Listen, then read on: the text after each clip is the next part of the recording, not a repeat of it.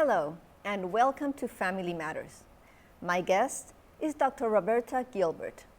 Dr. Gilbert is a psychiatrist whose primary interest is in Bowen family systems theory and its applications for individuals, families, organizational leaders, and therapists. She is on the faculty of the Bowen Center for the Study of the Family and the founder and director of the Center for the Study of Human Systems and Extraordinary Leaders Seminar. Dr. Gilbert has been teaching leadership for over 20 years.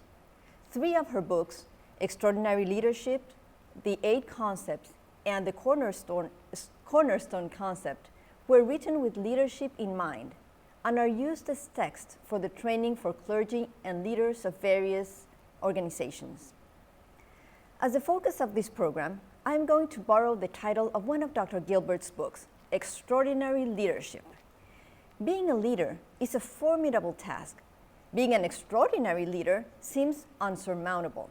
Yet, Dr. Gilbert believes extraordinary leadership is not as impossible as you or I might think. Dr. Gilbert has identified the requirements for anyone who is willing to work at becoming an extraordinary leader. Dr. Gilbert, welcome to Family Matters. Thank you, Mariana. So let's start by you explaining what do you mean by an extraordinary leader? Well, it's a wonderful question because we all know when we're around one, and yet it can be very hard to define why this person is so special. We all know when we're around a leader who is not very extraordinary, who may be leading the group in the wrong direction, or maybe leading the group downhill. And that's definitely not an extraordinary leader. But an extraordinary leader, people want to be around. They want to know what the person thinks, and they come to the person for counseling quite often. So that would probably be the primary way we would figure out this is an extraordinary leader. So somebody that has a magnet, or is a magnet for people. You could say that?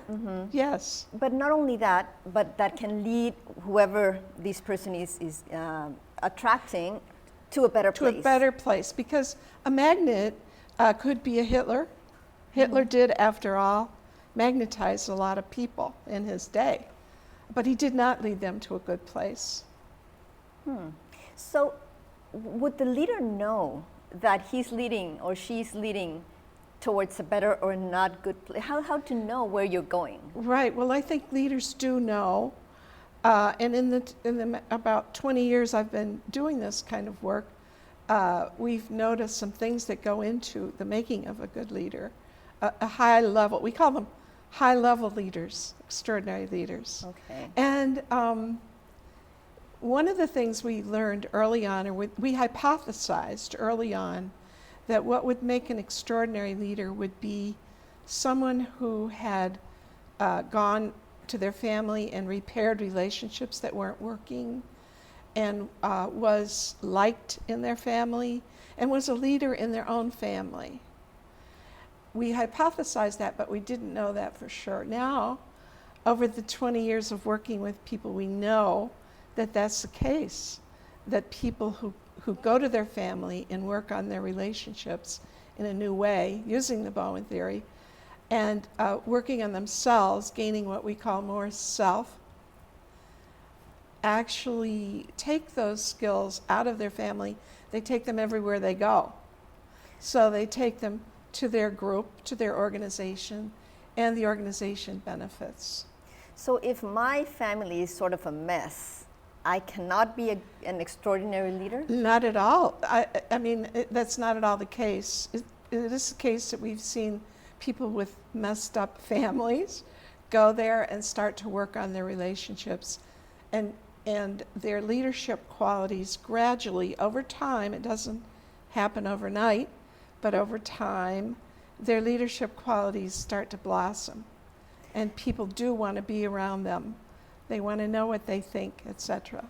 But where's the connection there? It seems like there are 2 areas or 2 arenas, the family and the organization or the community. Where is the connection? Well, it's another good question. The connection is that it's so difficult to be our best where it all began in our family, and get rid of all the little annoying traits that we have back there in our family. But if it's so hard, it's such hard work, that as it turns out, then we're rid of them. So we're calmer, we're a calmer person.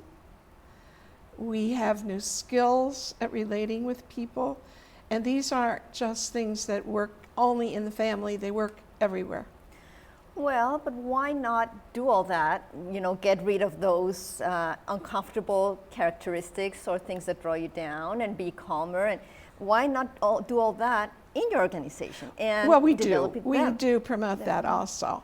But the quicker and the more productive way to do it is in one's own family, as it turns out. Really? Yeah. It's quicker. Yeah. I can think of leaders that are in training that must be a little bit resistant to that. Like it requires a little bit of an imagination to make the leap between doing things in my own family and becoming a better leader. Right, it does. And for some people it does. Most people see the connection right away. Tell me a story of someone that you think got the idea, and maybe somebody that went through your seminar. There was one person that I think of who had a very difficult, he had I'm thinking of a lot of people all at once. They're all crowding in. We only need one example for the time Let me being. sort one out. He had a lot of brush fires in his organization. He was always putting out fires. He was an intelligent person, and he had a mother who was very demanding, and he shied away from her, so he was very cut off from his mother. And so he started trying to work with this mother relationship. As it turned out, his mother and father moved closer in the city where he worked, so that it became easier to do. So he was able to see them more often, connect with them more often, and get a better relationship with them.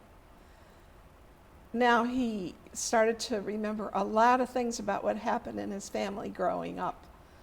He learned that he was kind of a favorite, and his brothers were they didn't like that. So they were always very argumentative and kind of against him, and in arguing with the mom and the dad. And nobody quite understood all of this. But when he started working on this relationship with his mother, it brought back a lot of things.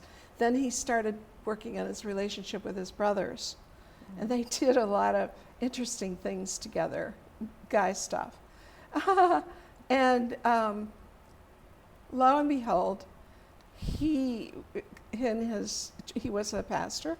In his church, he knew what to do to work with these brush fires that were going on in his parish.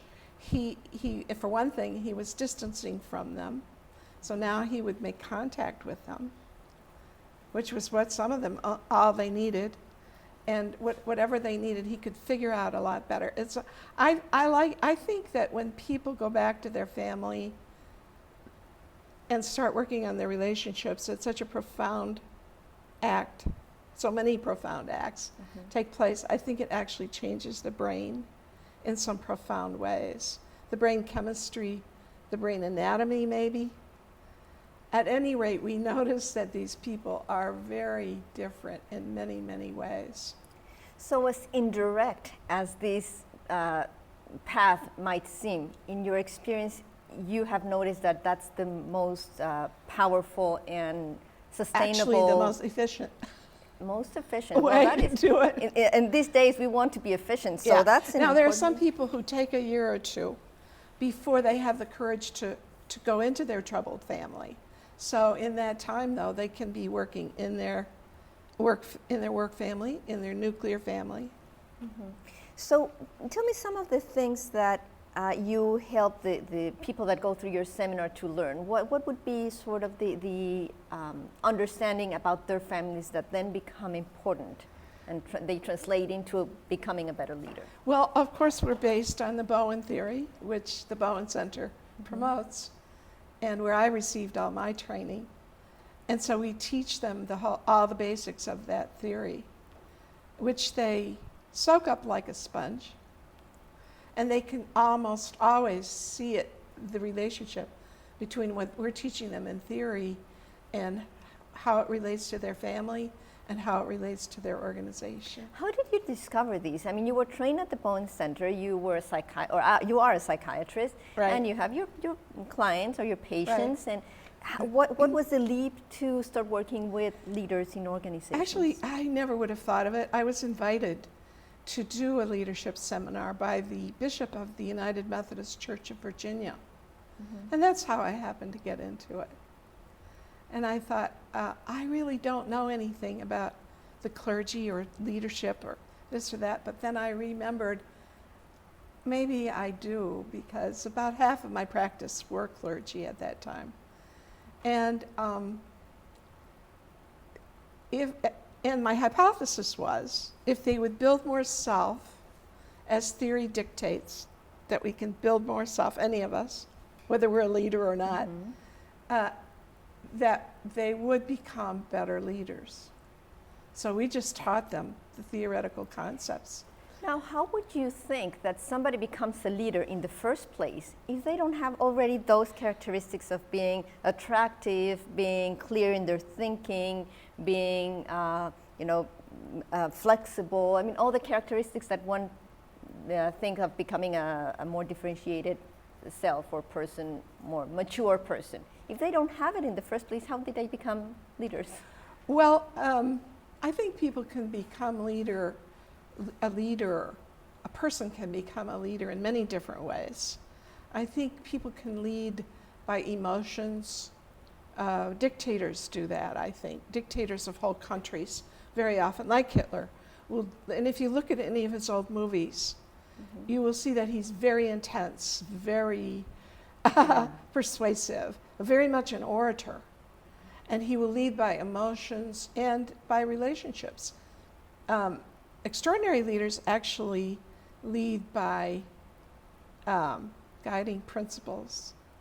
So they have thought a lot of things through for themselves, and they lead by what they've thought through for themselves more, although relationships are important and emotions are important. They don't lead by that exclusively. Can you explain a little bit more about how does that look like when somebody leads with through the emotions or with the emotions, and somebody that leads through their principles? They're calmer people. They're more thoughtful people. They can give you thinking reasons for what they believe, instead of do it because I say so, or do it because I'm in charge. The dictatorial thing is less there, and the relationship thing is just much smoother. What do you mean by that, the relationship The thing? relationships with their organization, with their organizational leadership, are much smoother. And of course, when the leader of an organization has smoother relationships with people at the top, then the whole organization is a calmer organization. Much like a family, when a family has calm parents, the whole Exactly. family is... And really, parents are the leaders. Parents are the original paradigm that I thought of for leadership. High-level parenting. So there is such a thing as high-level parenting and low-level parenting. Right. You don't have to be anybody special to have kids and be a parent, but you do have to be special to be a high-level parent. Do you find a difference between a leader that emerges from the community and sort of builds itself, or him or herself, slowly, from somebody that is put into a community as, now this is the leader, now this is in charge of this group, an organization, like you're the new CEO, and it's been put by somebody versus... As someone who comes up through the ranks. What would be the I don't difference? know. I haven't looked into that.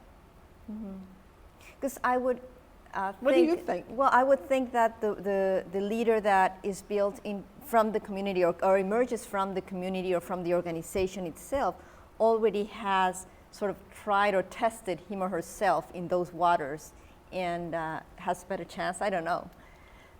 But then you see all these leaders that emerge, and then the minute they are up at a certain level or have the position, say in politics, for example, then all those good characteristics sort of fly out of the window. They seem to very often. Yeah. How do you understand that shift? I think a low-level leader is not led by guiding principles. So they get to the top and they really have this feeling that all of self isn't real self, it's pseudo-self. It's all these people around me telling me how wonderful I am. So it's a false sense of self. And I think many of them, the politicians that we see that get into so much trouble and so forth, kind of feel that they are above the law. They're so special. They really believe all these things people are telling them, that they forget that there's certain laws in place that we all have to observe. Right. So leaders at a high position must be under a lot of pressure to be, and it must be hard to be able to distinguish between what is real and what I think and what is coming from the outside. Well, I think it is hard for some people because they haven't thought it all the way through. But I think for a high-level leader, it's not all that hard. They've thought through what they believe and why, and they go with that. How do you help a leader that wants to become a better leader or a high-level leader to go through that process of thinking through their own principles? How does that happen? We teach about it, talk about it, and they see that would be a good idea for me. Mm-hmm. I have really never done that. Never done what? Thought through my own guiding principles, Oh. and so they start doing it. Mm-hmm. Yeah. And what is the connection between doing that exercise and working with your own family? How does that connect? Well, when we go back to our family, we take with us principles of Bowen Theory. Bowen Theory is about, really, I think Bowen Theory is in large measure about leadership, because as we work on what Bowen called differentiation of self, building more self, part of doing that is finding out what our guiding principles are and going with those instead of all the pressures of relationships and emotions, emotional patterns.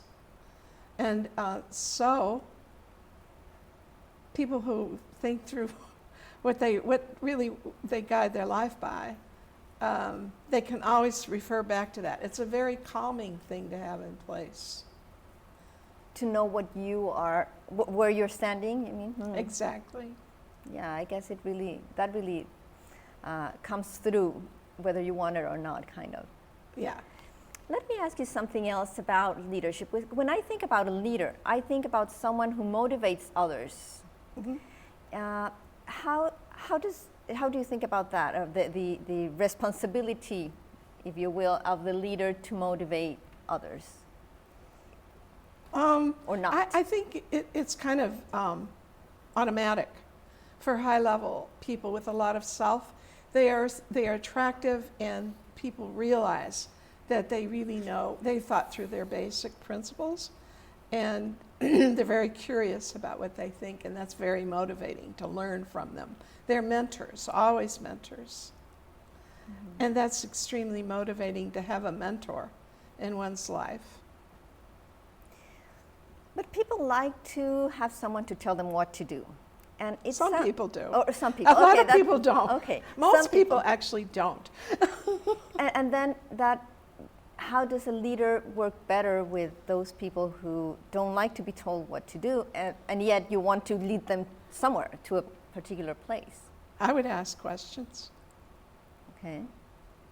So that would be one of the good characteristics of a good leader, being able to ask good questions? Rather than to dictate. Mm. Mm-hmm. Even if you know what you're thinking? Well, you ask informed questions.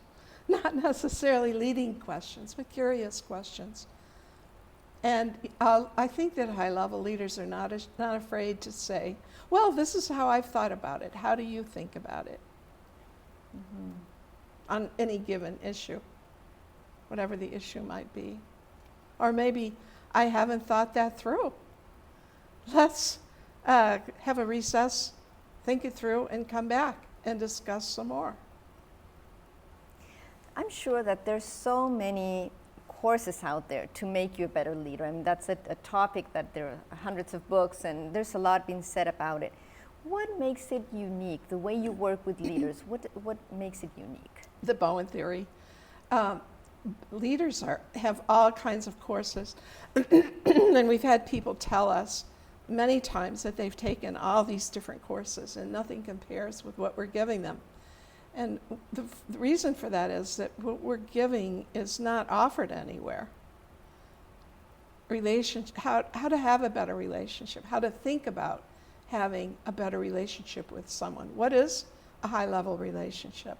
What is a high-level self? All the things that we consider in Bowen Theory is really are not out there. So they're kind of left out of the leadership, but they're probably the most important items that they could learn. It sounds like those items, as you put them, are things that cannot be just learned, but you need to do it. You need to become that. Exactly. What an ordeal. Is it that hard? I mean, do you see change? It's hard, and it does take time. It is definitely not a quick fix. But every step that we take along the journey, we see people doing better, and they see themselves doing better. So it encourages us and them on. Mm-hmm. Would you say that it's like people have difficulties? I mean, it's not going to be a straight line, of course, but when they go back, they have something to relate to, something to think about that can push them back on track or something? Right. They have some guiding principles. To try out. They're not really guiding principles in the beginning, because a guiding principle has to be thought through many times and finally adopted as one's own. But they have this theory to try out and see how it works. And the more they try it out, for example, in my own case, the first thing I heard Dr. Bowen say was cutoff. And I was very cut off from my family. And so I went back and I thought, I don't know. He could be right, he could be wrong. But I'll try it out and see what happens. Well, my life was transformed by going back to my family and getting in touch and getting better relationships. So that was number one. Then I went on to many other concepts that he taught about and learned that they too seemed to work out every time I would put them into play. So they have this wonderful Bowen theory, which is a theory about relationships, to kind of guide them along the way and try out and see if it works. So what I'm listening is that not that you're comparing the organization with a family, but that knowing how to behave, or manage yourself within your own family, you get some skills that you can bring to the organization. Would that be accurate? I think both and. I think the knowledge of one's own family is a learned classroom that is golden, and it replicates everywhere one goes in life. But it also changes the brain to do that.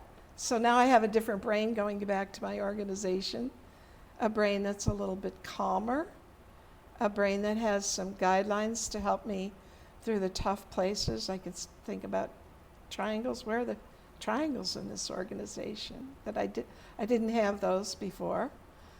So I'm different. And I also have a different way of thinking, both owing to my work in my family. My reading, my teaching, everything goes together. So yeah, it really sounds like you become a more solid person with all this work in your family of origin. Can you tell us an example of a leader who faces a challenge and how the theory becomes useful? Well, there was one head of a department in a university who had another professor who was going all over the campus saying bad things about him and tearing down his leadership. And he also had a rather poor relationship with his mother. Again, he was rather distant from her. And so he started working on his relationship with his mother only because the theory said that might help him, not because he really believed that. Okay. But theory also said this person who's going all over the campus saying things all over the organization, saying bad things about me, is kind of a very anxious person. Now, none of us like to be near an anxious person. We all shy away from anxiety. We don't like that. That's a natural thing to do, but theory says if you're the leader, you need to go towards it and make a relationship with it. With the very person that you don't want to. Uh-oh. So he got that, and he would put it in his appointment book. Walk down the hall. He said it felt like a mile. It was actually only 3 doors. Okay. Walk down the hall, make contact with Dr. X today, 3 times a week. He would do. Well, they wouldn't talk about the problem. They wouldn't analyze the difficulty. No. They would talk about how the kids did in baseball or anything. Just make contact. He just made contact. Well, this whole thing reversed itself. And now our head of the department is up for tenure, and she's his biggest supporter. Well, with that very encouraging example on how theory can be useful, we have to stop our conversation today. Thank you, Dr. Gilbert. You're welcome. I'd like to remind you that the Bowen Center for the Study of the Family offers the community affordable psychotherapy in both English and Spanish. If you would like more information about our topic or the services of the Bowen Center, please visit the website at www.thebowencenter.org or send me an email at familymatters@thebowencenter.org. You find us on Facebook or call 202-965-4400. Thank you for watching, and I invite you to join me again for another edition of Family Matters. I'm Dr. Mariana Martinez, and your family does matter.